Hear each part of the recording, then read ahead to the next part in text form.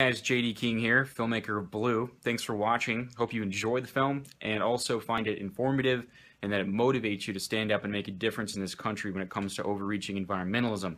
Just popping in to say, hey, please check out a Kickstarter campaign we're doing right now. We're trying to raise funds for our next film.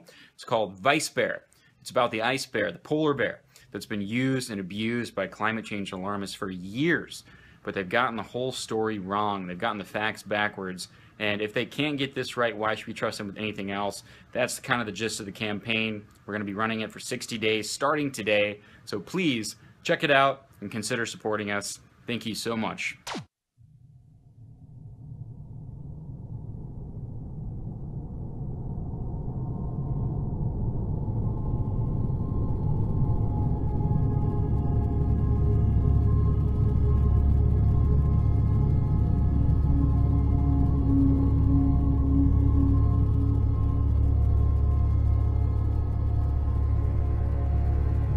I want the best and the most beautiful and the most thriving world that anybody's ever seen. I want to live in the freest country that anybody's ever experienced, in the most prosperous place that could ever be imagined.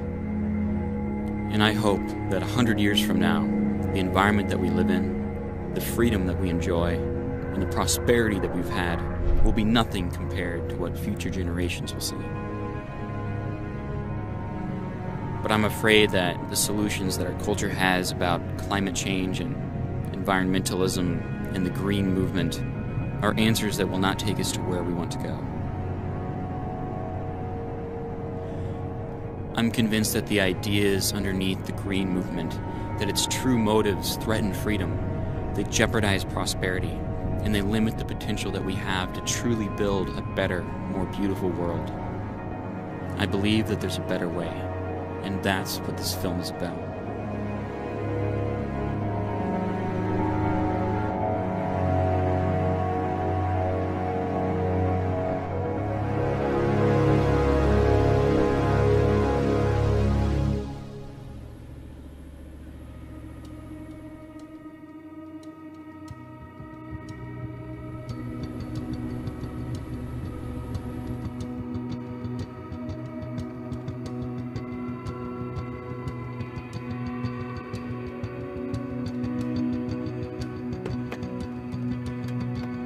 My name is JD King, and I'm on a mission to save the Earth.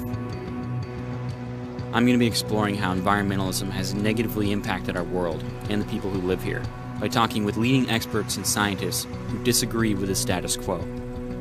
I'll also be meeting with average Americans whose lives have been affected by the green movement. As a Christian, I believe we were created to be stewards and managers of the Earth. Growing up in Montana is probably what gave me my passion for the environment. This is my second film on the subject. If you have a basically misanthropic worldview, if you see human beings as basically consumers and polluters, as a bad thing, as cancer, as a virus, as people pollution, right? If that's your view of people, then you want to see fewer people and you want to see them not thriving but just barely subsisting, because you think that their numbers and their prosperity are a harm to the earth. I met up with Calvin Beisner, the founder and national spokesperson for the Cornwall Alliance for the Stewardship of Creation. One of his biggest concerns is that green doesn't care enough about human prosperity and freedom. What history tells us is that as people prosper more and more, they take better and better care of the environment. You know, if you're worried about putting food on the table, clothes on the back, and a roof over the head, you really don't care about smog. You don't care about chemical runoff into the streams. Environmentalism gets the whole thing backward. It thinks that people are better off if they're poor, and in reality they're better off if they're wealthy, but so is the environment.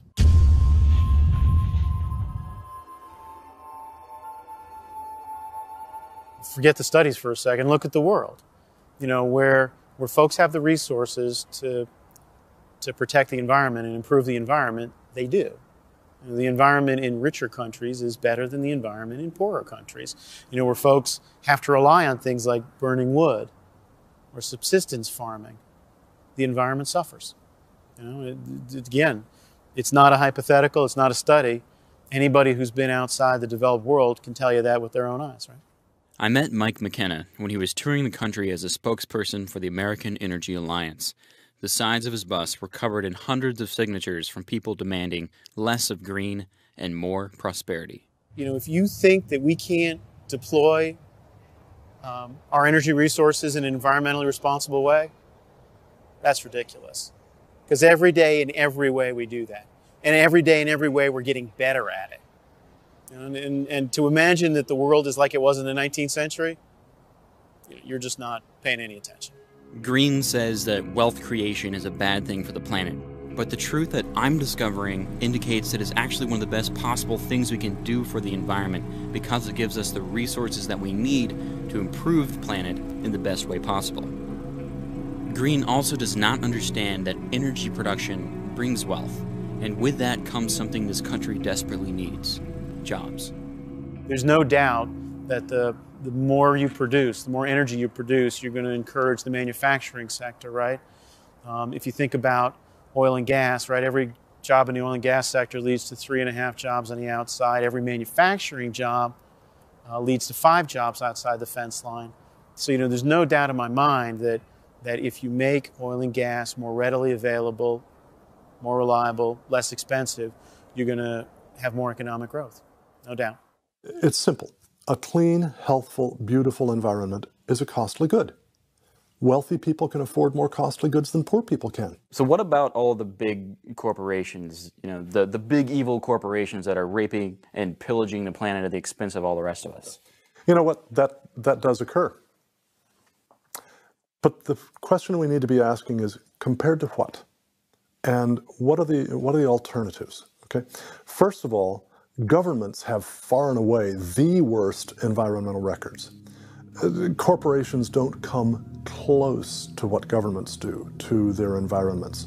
The Soviet Union's near destruction of Lake Baikal by reversing the flow of some rivers brought on an environmental disaster that outdoes anything that's ever happened in the Western world. Much of what China has done, for instance, with the damming of the Yangtze River, has done similar things. Governments are far more destructive of the environment than corporations. And so what? We want to give government more power to do more destruction of the environment? The healthiest forests in North America are those forests that are privately owned. The least healthy forests, the ones where you'll get these massive forest fires that break out, are the ones that are owned by the U.S. Forest Service. One problem that people have when they think about these issues is they don't have a very good long-term historical grasp of things. And so people don't think about, for example, that 110 years ago, at the beginning of the 20th century, the predominant mode of transportation in our cities was horses. Now, the average horse ate something like 30 pounds of feed a day, and you can imagine the amount of manure and urine that was produced. 100,000 horses in New York City, you can imagine what it smelled like. And in fact, the public health authorities at the time said this is a real health problem. Until we get rid of horses and bring in automobiles and something motorized, public health is going to suffer. And in fact, respiratory disease rates in American cities were 8 times higher 100 years ago than they are today. And so the irony is that the automobile ended up being an environmental improvement for our cities. They actually cleaned up the cities. In early stages of a society moving from basically agrarian system, agrarian society, to an industrialized society, you have a great increase in pollution emissions. And that seems bad from an environmental perspective, but the wealth that is brought about by that enhances human life so much that lifespans increase, death rates decrease, especially infant and child mortality fall very quickly. And then as people get wealthier, they can afford then to clean up the pollution emissions, to prevent the pollution emissions, and you wind up with pollution peaking and then falling off, and you wind up with a cleaner environment after development than before development. So here's a shocking statistic. If you parked a 1970 Mustang in your driveway and then went to the dealer and bought a brand new 2013 Ford Mustang today and drove it down the highway at 50 miles an hour or any speed, guess which one of those Mustangs would be emitting more air pollution? It would be the one parked in your driveway from 1970. And so it's astounding. I mean, the reduction in what we call tailpipe emissions, the bad stuff coming out the back end of the car, is down, in some cases, 99.9% from 30 years ago. Environmentalism, because it sees people as consumers and polluters, doesn't understand that economic development is actually the best friend of environmental stewardship. So one of the reasons that forests have come back in the United States, especially in the east and northeast, is we're not using all that land to grow feed for horses anymore. So the automobile led directly to the conservation of tens of millions of acres of farmland in this country. The other thing about 100 years ago is we got almost a third of our energy, total energy, from burning wood. That's another reason we cut down a lot of trees, is you're heating yourself with wood. Now, wood is sort of a renewable resource because it grows back. On the other hand, when you're cutting down the trees faster than they can grow, which is what was happening, you start running out of trees. That's what led Theodore Roosevelt to predict a timber famine in the country in, I think, 1901 or 1902. In another important respect, the development of oil and natural gas and fuel oil and coal, for that matter, to replace wood as an energy source, led also directly to the restoration of American forests. But even if switching to fossil fuels helped clean up the cities and reduced health problems, we're told now that it's causing a crisis. Greenhouse gases like carbon dioxide trap heat. Burning fossil fuels release those gases into the air. Man-made global warming pollution causes global warming. The sea will turn to like a jello, the sky will turn green, and we'll be dead. There are many scientists who disagree with the assertion that carbon dioxide is a pollutant. In fact, many are saying that it's actually making our world greener. One such scientist is Leighton Stewart, the founder of PlantsNeedCO2.org. His views on climate change and carbon dioxide have changed dramatically since he began to critically look at the issue for himself.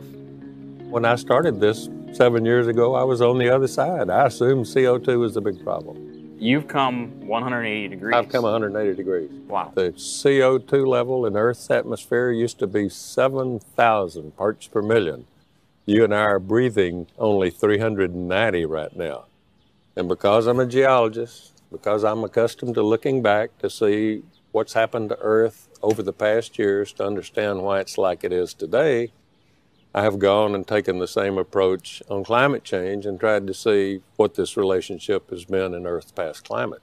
And the empirical evidence just does not back up these catastrophic warming forecasts. This graph right here shows you 2,000 years of Earth's history. Earth was actually somewhat warmer during the medieval warm period, as you can see, than it is now. But right here, at the year 1715, is when Earth started its current warming trend and came up through here. Yet man only started putting CO2 in the atmosphere 150 years ago. You don't have to be a rocket scientist to understand this. And then when you see that Earth had cooled for 500 years, even though the red line, which is CO2 level, was not changing. How did it cool for 500 years? No influence from CO2. How did it warm for 500 years here with no influence from CO2?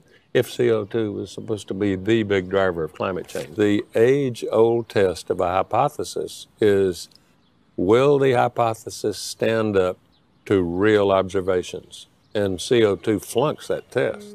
Leighton Stewart is not alone in his assessment of carbon dioxide. There are other scientists out there, including Robert Zubrin. He has degrees in aeronautics and astronautics and a PhD in nuclear engineering.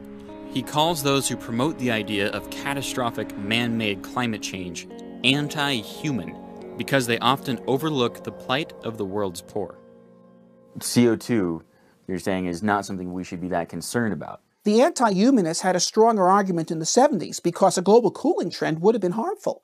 Global cooling shortens the growing season. It would have limited food production and so forth. Warming trends are always good for humanity, good for the biosphere. They lengthen the growing season. They increase net rainfall worldwide.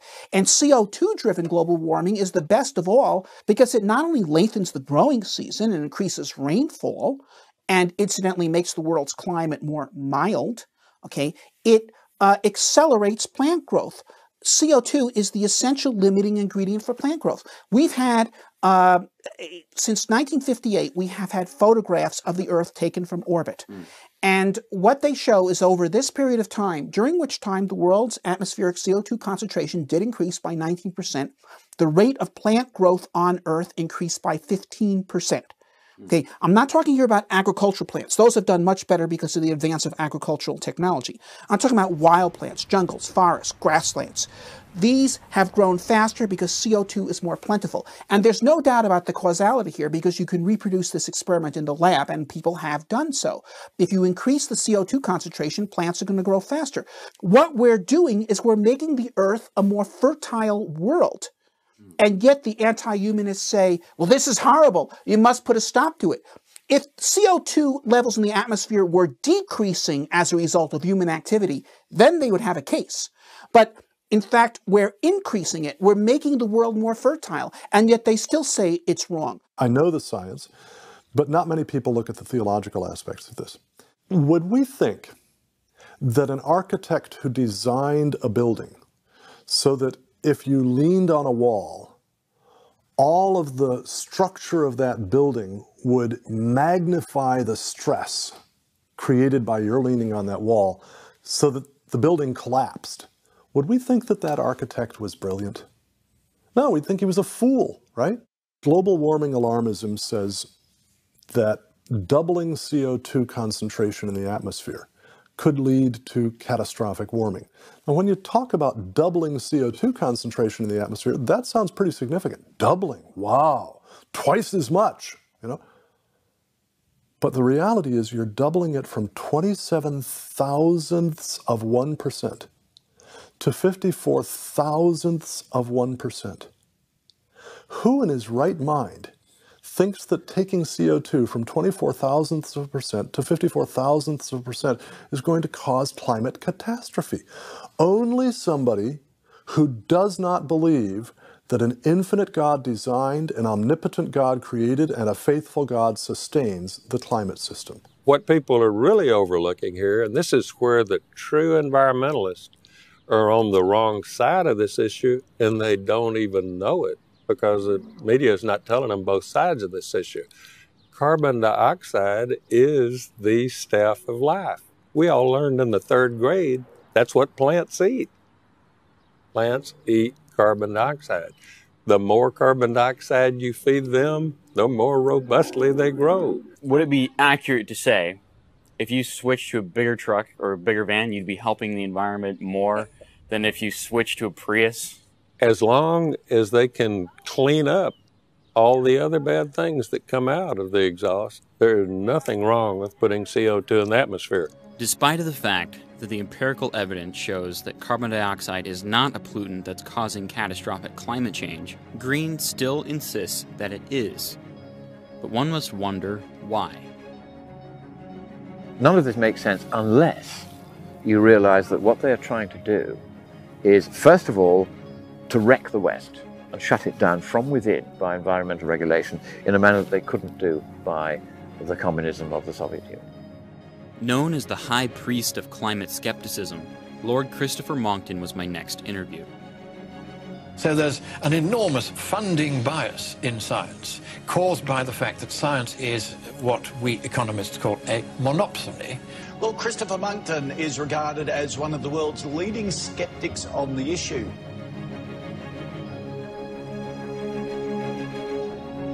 He is extremely disliked by the global climate change community.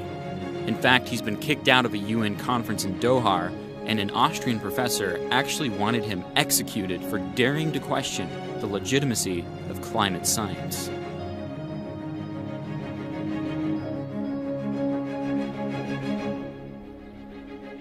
The warming must be happening. Maybe it's going and hiding in the sea, and it's going to come out over that parapet and say, boo, here we are, in a few years' time. They have clambered on to this global warming bandwagon just at the moment when all the wheels have fallen off. So they're going nowhere with it. And everybody can see, except themselves, that they're going nowhere with it. The West is deeply resented, even by many of its own citizens, because of its cheerfulness, its success, its prosperity, its freedom, and its democracy. And those who like to see themselves as a part of a wiser governing class that knows better than we do how we ought to live our lives hate the fact that the cheerful chaos of democracy leads to such extraordinary prosperity. They hate it, they resent it bitterly, they want to stop it. They have discovered the environment as the way to stop this.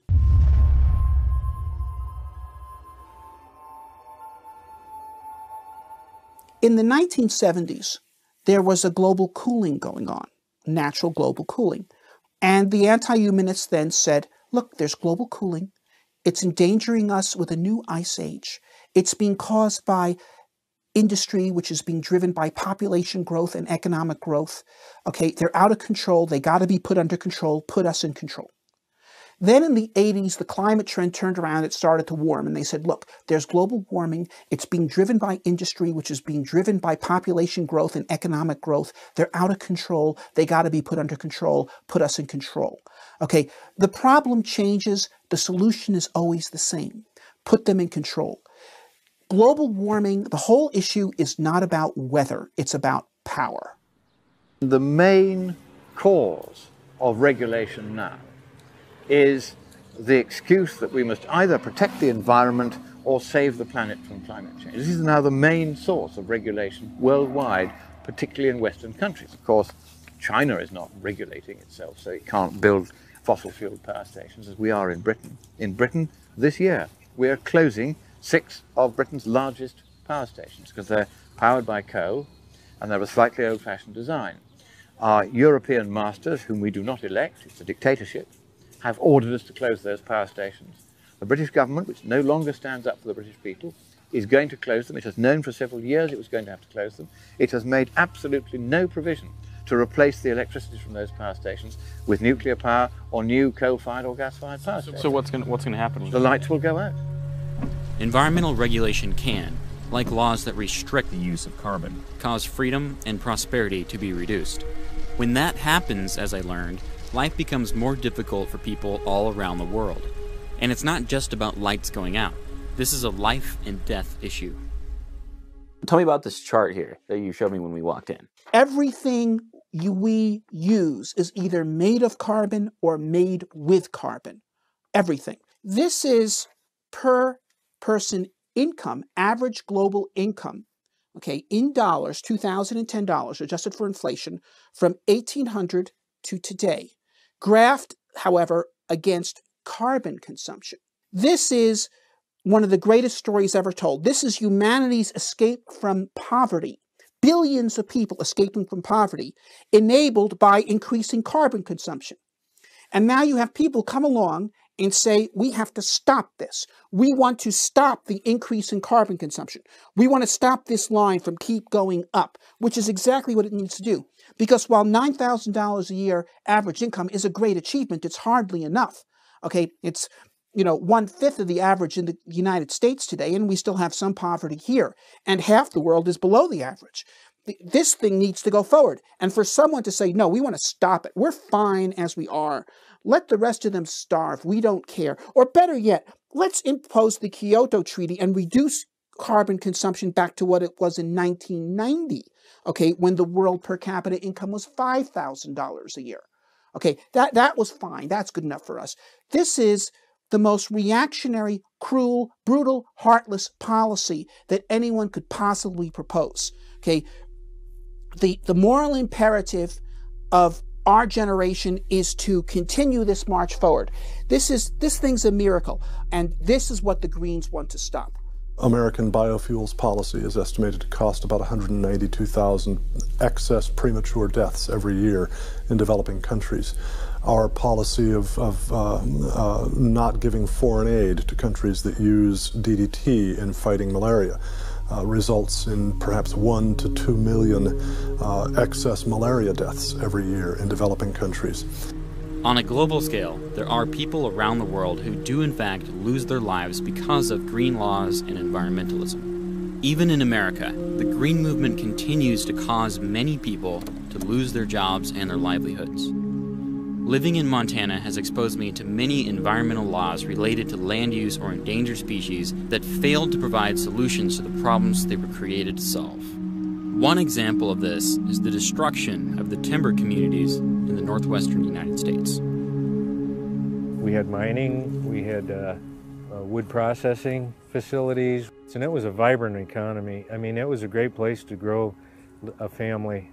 And now, since the environmentalists came to help us and the federal government came to help us, things have gone to hell in a handbasket. The destruction of just the wood products industry alone in Montana has probably resulted in something on the order of a loss of 50,000 jobs in Montana.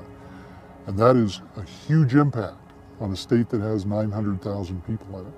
Drug abuse is on the rise, elder abuse, spousal abuse, alcohol abuse. Has it always been this way? No. In this area? No, it hasn't. You used to have 10 mills, churches, schools, people lived and worked, their children got jobs. There used to be 22 mills in Siskiyou County. Now what happened? The green movement, the spotted owl happened. The green movement used the spotted owl to reduce logging to almost zero. They were thriving timber communities and it was all national forest lands. When they came in with the spotted owl and just really tied up and hamstrung the whole industry, and I've just watched in 20 years those communities just die. It's sad. Lumber was the #1 industry in Humboldt County, and now it's marijuana.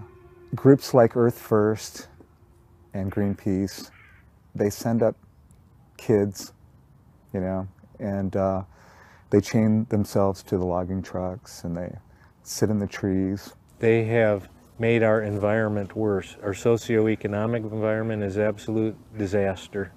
Talk to the jailer at the Lincoln County jailhouse and she'll tell you what's causing this. It's lack of employment. In the case of these communities, the biggest factor determining the quality of life was the timber industry, which was shut down by environmentalists who claimed that logging was threatening the habitat of northern spotted owls, a bird of much controversy over the last few decades. We have all the trees in the world. We have millions upon millions of acres of trees. The environmentalists have already shut that down over an owl, by the way. And if they were correct, well, we should have owls coming out of our ears, right? But the owl population continues to crash in spite of the fact that there is no logging anymore. Well, if it wasn't logging that killed the owl, what was it?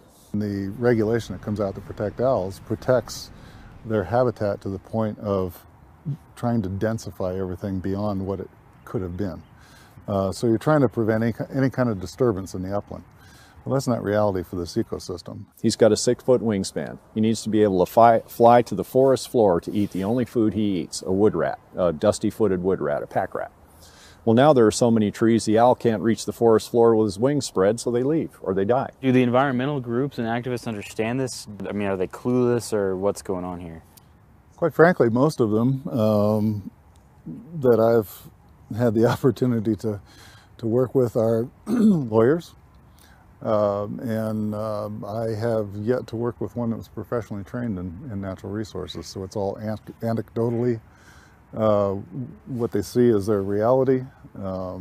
What they may read in a newspaper becomes their science. You see the natural resource, the abundant natural resource that it is, and the availability of it, and that proper management and stewardship would not only create healthy forests, healthy communities, but yet we tie it all up, we tear the roads out, and we shut it off, and the forests are rotting away, decaying away, the communities are decaying away, and what benefit is there in the whole thing? So they really don't have any idea what's going on here?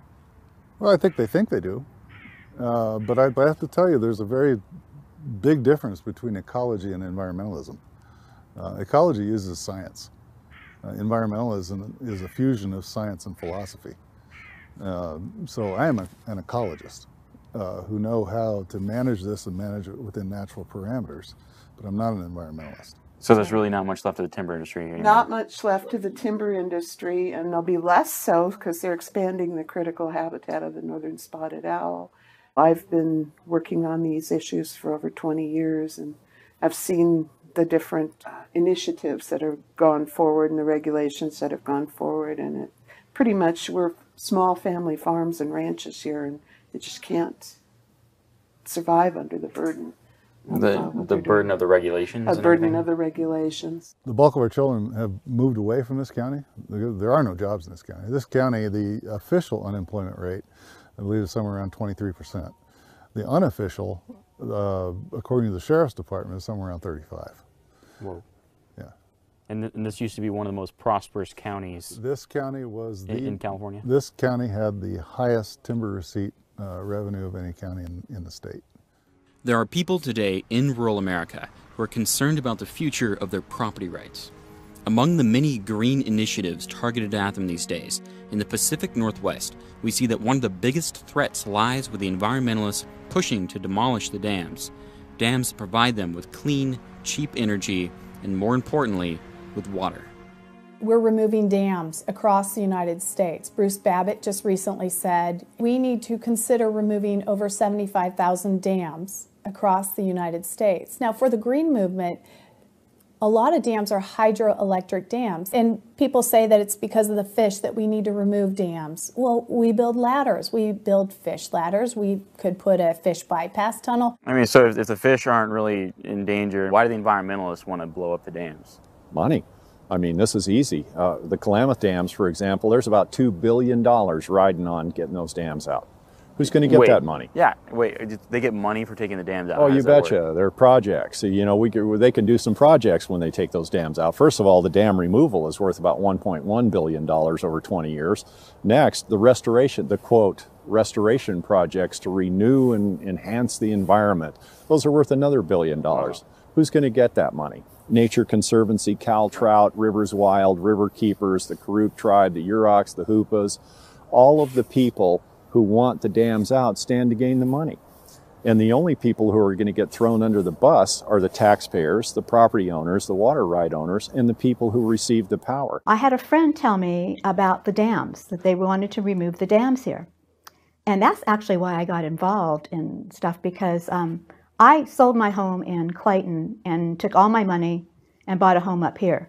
And this home up here is going to finance me when I have to go into a convalescent home if I live that long. And so when I found out the dams were going to come out, that was threatening my investment up here. So basically I got involved out of selfish reasons to protect my investment, because if the dams came out, that would make my property worth nothing. What's the only dam they don't want to remove? Well, that's the dam that supplies the electricity to the people who want the rest of the dams out. Isn't that odd? I love the people up here, and the women up here are strong and independent. It's a great place to live, and it just makes me so angry. I'm going to get emotional, but it just makes me darn mad of what's going on to the people up here, and I'll be darned if I'm going to sit and garden and do genealogy and not do anything to stop it.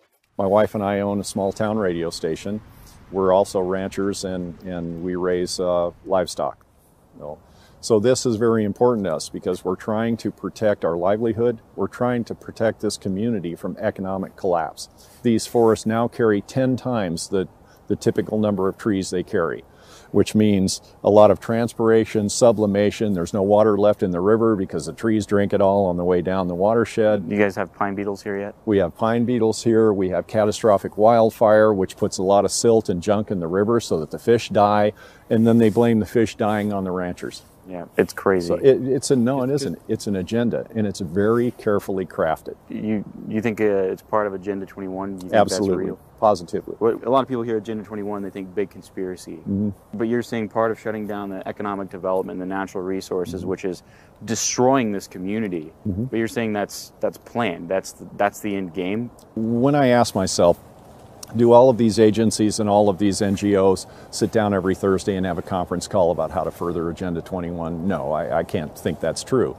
But whenever their agendas march in parallel. They certainly cooperate. They all know one another. They're all buddies. At the end of these meetings, we watch them all. You have the property owners, taxpayers, and water right owners on one side of the table worrying about how they're going to pay their bills next year. And then you have all of these NGOs, the quote stakeholders, and when the meetings are over, they all go to their cars laughing and talking, shaking hands, and they talk about, well, where do you guys want to go eat dinner tonight? And we're all going, how are we going to be here to eat dinner tomorrow night? Since I began making this film, I've heard a lot about what's known as Agenda 21. But what exactly is it, and why should we be concerned about it? I rise in strong support of H-Con Res 353, expressing the sense of the Congress that the United States should assume a strong leadership role in implementing the decisions made at the Earth Summit in Rio de Janeiro, developing a national strategy to implement Agenda 21. Agenda 21 is a real document of 365 pages and 40 chapters produced by UN bureaucrats in 1992 for the Rio Earth Summit and adopted by the 190-odd nations who were present at that summit. Nobody is saying that Agenda 21, which is a regime of extreme environmental restriction on the most absurd bases, should be applied in third world countries. This is an anti-Western measure targeted as a dagger at the heart of the West.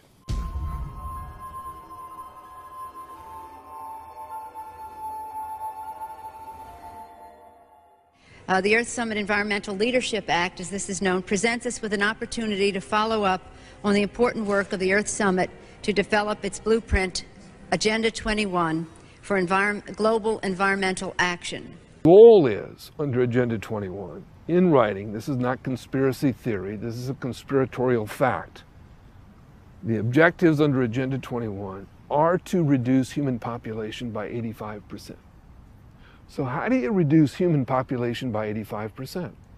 Well, the cleanest and easiest way is to take the resources of the earth and put them off limits to human beings. If we're unable to get our resources from places like Montana or places like California, you'll find that simply the world won't support as many people as there are. Now, they would like to do that fairly rapidly, and they adopt all sorts of policies that, in fact, lead to a lot of human deaths, such as banning DDT use. 2 million people die of malaria every year because of that, and hundreds of millions get terrible malaria cases that keep them from working and progressing and so on. It's called Rescue Mission, a children's edition of Agenda 21, and it shows you the most amazing propaganda. This is one of the most remarkable pages. It shows all these little children coming down with storks, and it's called the baby bomb. And you see, here's God looking so puzzled. He never intended for all these babies to be born. And then this is the most amazing statement: the planet groans every time it registers another birth. So part of Agenda 21 is, of course, to tell our children that the earth is so overpopulated, and for them to even contemplate having another child is just terrible. The United Nations and many governments around the world are claiming that the Earth is overpopulated. Many major environmental organizations are saying the same thing, like the Center for Biological Diversity and the World Wildlife Fund. But are we really in danger of overpopulation?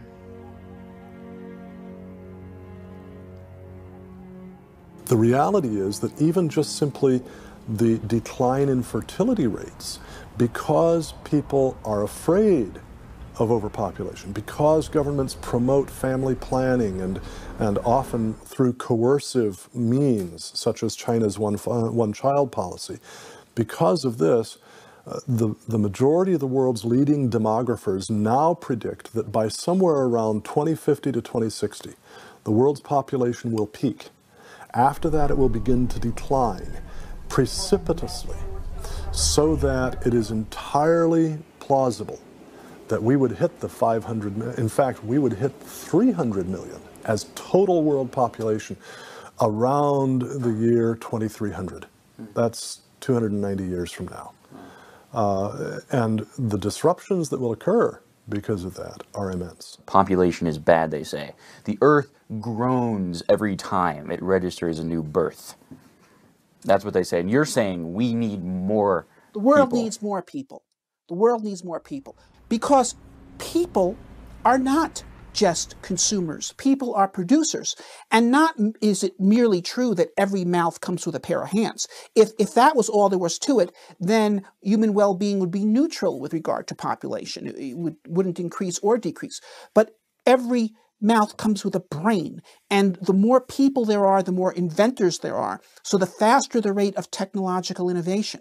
Furthermore, you have a larger division of labor, which makes it easier to produce things.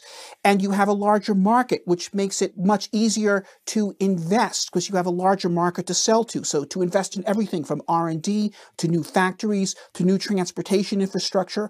And this is why, as the world's population has gone up, living standards has gone up. And not just in this century or the preceding century, but through all of human history.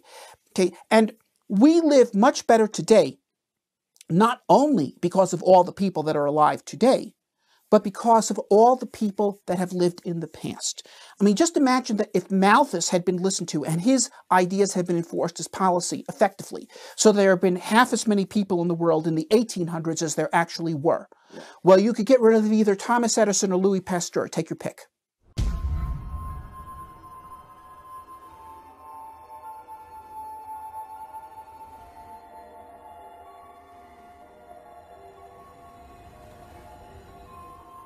Instead of our being afraid of overpopulation, what we should be afraid of is underpopulation. Russia is losing about 1 million people a year right now. Western Europe is losing about 900,000 people a year right now. Tell me why you think we're not in danger of running out of resources, because the more people, the saying goes, the more resources we're going to use. We don't have enough resources to go around. They're finite, so therefore we should limit population, we should limit development. Our resources are not running out. Our resources are becoming more plentiful. You go into an antique store here, you look at the stuff that the pioneers of the West owned, it's all made of either carbon steel, glass, wood, or leather. That is the material resources of that society.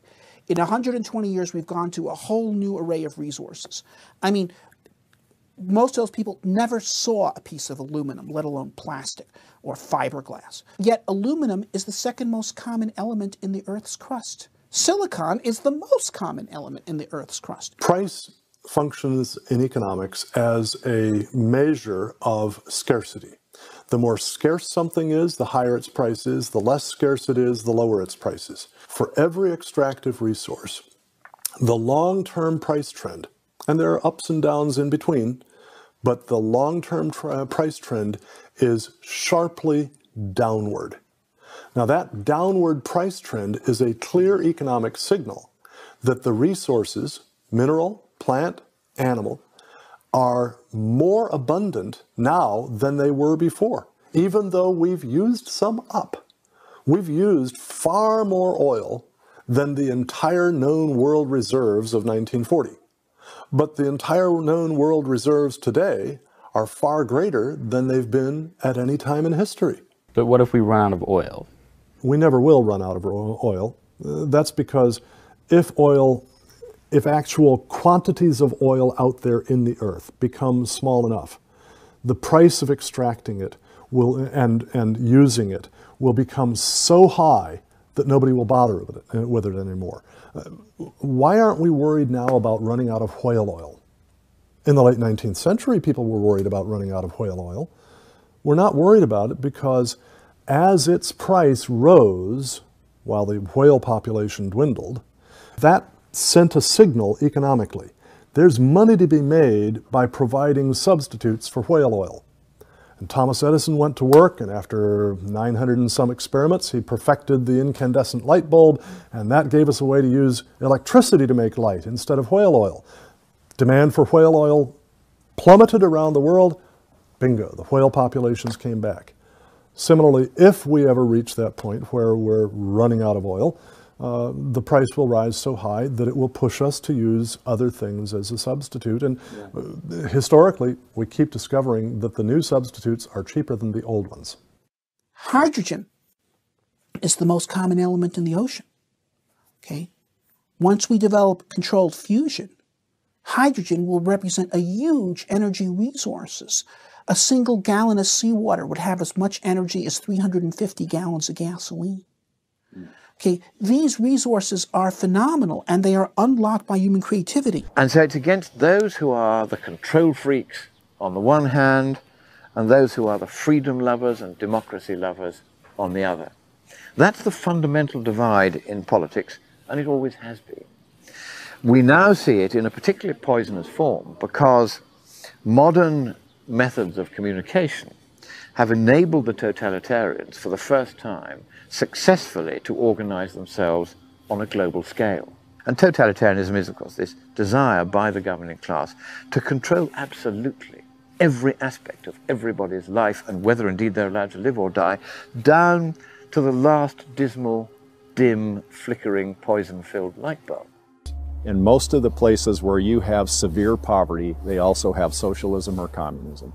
This is a failed experiment that the United Nations would like to impose upon us, and it has failed every place on earth that it's ever been tried, and tens of millions of people have suffered and died under socialist or communistic governance procedures. And now that's happening here.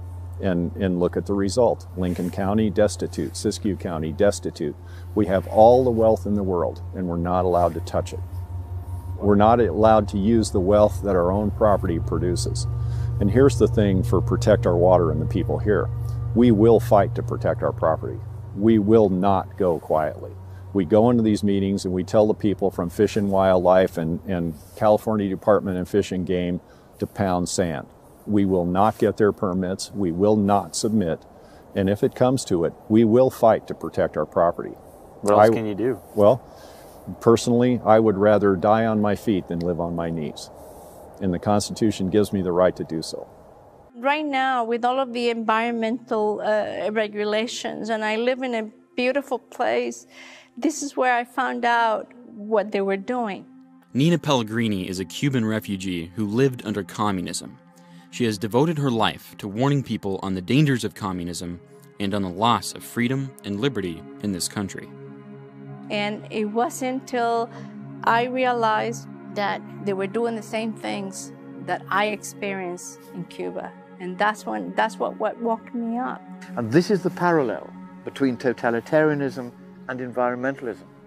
Because environmentalism treats nature as all and man as nothing. Listen to what I'm saying. I don't want you to go through the deprivation of freedom, because it's not an easy thing. It's painful. And once you lose it, it's very hard to regain it. And it's such a precious thing. You don't have to make somebody do something. All you have to do is make the suggestion strong enough, and they're going to do it on their own. And you know, Joe Stalin and Nikita Khrushchev are rolling over in their grave because we've done to ourselves in 20 years what they couldn't do in 100. Communism failed. Marxism failed in its economic sense. But all those enemies of those traditional systems are still out there. And so now what they're doing, instead of speaking on behalf of the worker, they're saying, now we speak on behalf of the planet. We speak on behalf of natural resources. When you drive up the price of energy by switching from conventional fuels to so-called green fuels, you drive up the price of everything else. You destroy employment because businesses have to lay off workers in order to cut costs. So you cut employment, which means you cut people's wages, and at the same time you increase their cost of living because energy goes into everything that they do. So consequently, people are hurt. And from our perspective with the Cornwall Alliance, where we're so concerned about the impact of these things on the poor, the people who get hurt the worst are the poor. This is a movement which is, at best, flagrantly narcissistic and acting without regard to the welfare of the world's poor, and arguably and demonstrably at times in places aggressively seeking to brutalize, harm, enslave, or exterminate the world's poor. I mean, just think about this. Carbon taxes. What could be more regressive than carbon taxes? Carbon is the main component of food and fuel, okay? Carbon taxes are more regressive even than sales taxes, because with a sales tax, a high fashion dress, which costs more than a discount dress, gets taxed more. But they both use the same amount of carbon. So under the carbon tax, the full weight of taxation falls on the poor. What you've now got is an environment-destroying program in the name of protecting the environment. It's a very, very strange, very, very unsatisfactory thing. Indeed, it follows Monckton's law. Monckton's law says that when the state chooses to intervene, particularly in the economic sphere, its intervention will be more likely than not to achieve precisely the opposite of the result which was, however piously, intended. Not just unforeseen consequences, but foreseeable consequences that are the opposite of what was intended. And the laws that are now being passed in the West to protect the environment are, as you have seen with the introduction of the subarctic wolf, leading to its outright destruction. Yeah. But nobody dares say anything because the small clique of communists driving this is so vicious to anyone that argues with them. You have had this yourself. I've had it.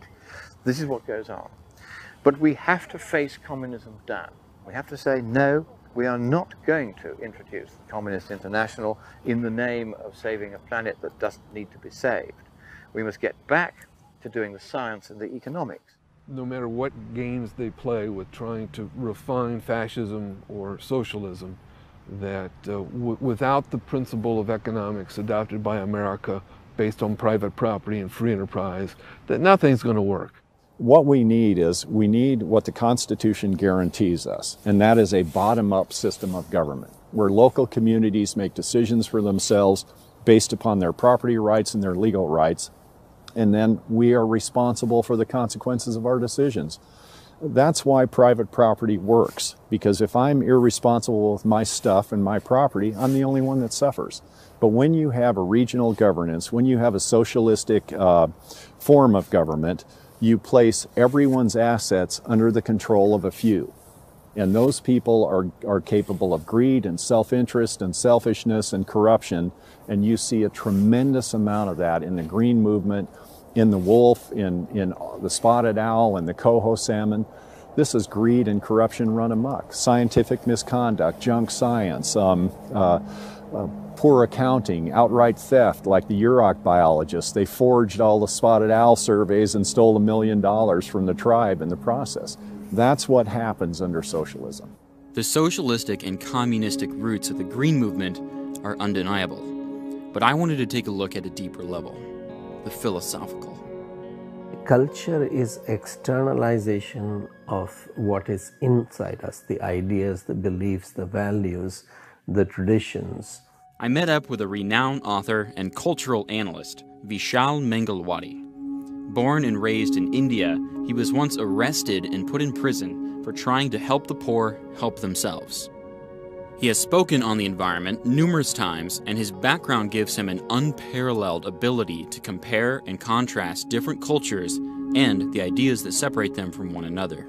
The ideas on which America was founded were very peculiar ideas.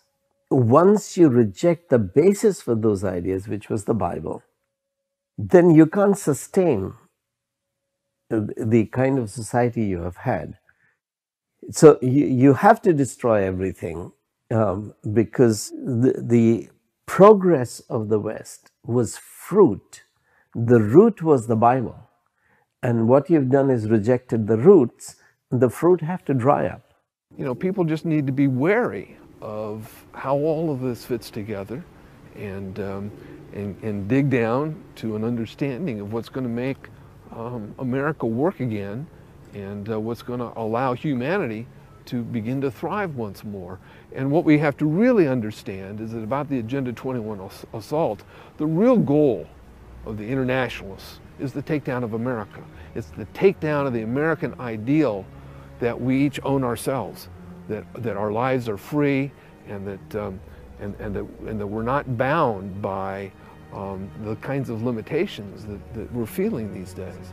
And if America can be succumbed, then the whole world will fall. Our government has exploded in size with bureaucrats who are micromanaging things that should be left to the free market. So if we could shrink that down and get it back to a more original design where free men who have personal liberty can manage their affairs according to their own best interests, which are also the interests of the community, then everyone benefits. And so especially those who work the land, who take care of the land, from the farmer to the miner to the foresters, they have to be given, and their freedom must be returned to them, to manage their affairs the way they know is best, because they are wiser than any bureaucrat. We're not stupid here. I mean, we're better stewards of this land than anybody from Cornell University who's never seen it. Half of the policy decisions the U.S. Forest Service makes don't come from here. They come from Washington, D.C., and they're based upon forests that are nothing like our forest. And so nothing that we say says that we must treat the environment just like our garbage can. We do have to look after it, but we don't have to extinguish 9/10 of humanity or more in the name of doing that.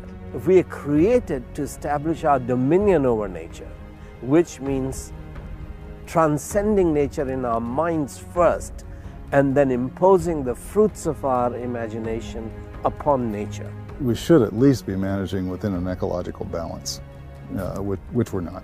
We're managing within a preservation stance, and that doesn't do any good for the wildlife, doesn't do any good for mankind either. The further you get away from community involvement, the more mismanaged it becomes. And if you can keep it at a state level, if states can manage their own timber, our Department of Natural Resources does a pretty good job of managing timberland, and the rules and regulations to protect wetlands, to protect streams and creeks and rivers, and they're always assessing that. They're always trying to make sure that they're managing the resources properly. But you get to the federal level, and then all of a sudden you could see it's no longer the resources that are the priority.